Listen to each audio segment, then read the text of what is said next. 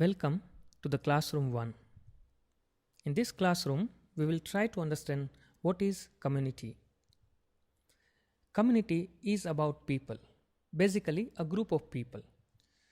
We can define community as a group of people where the individuals are connected with one another through social, economical, political, cultural, or some other factors.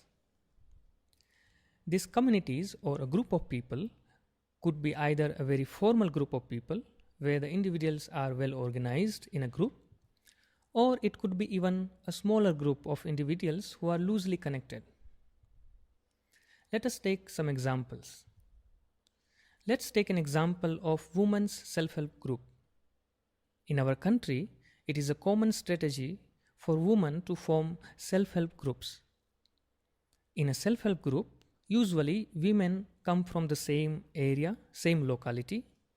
They come together in a meeting on a periodic basis, and they often do collaborative activities. They maintain their accounts.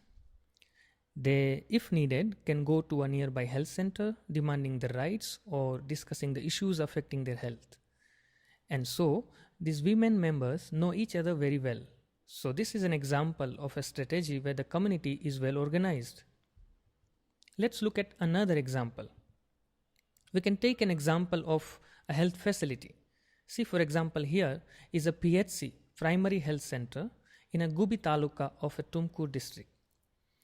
We can imagine that all the patients who are using this particular PHC is forming a group, or we can call it as a user community or patients community.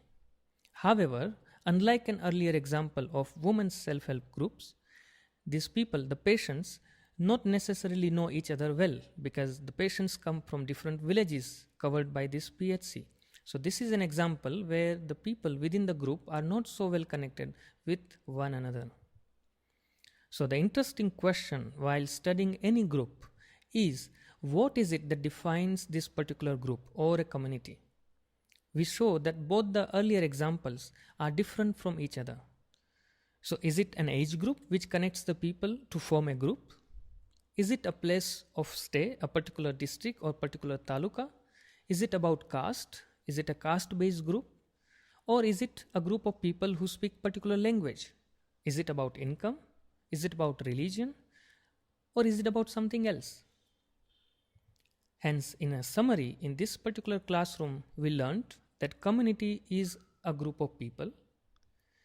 Communities could differ from being a very formal group to an informal group. And while studying community, it is important that we try to understand what is it that defines that particular community.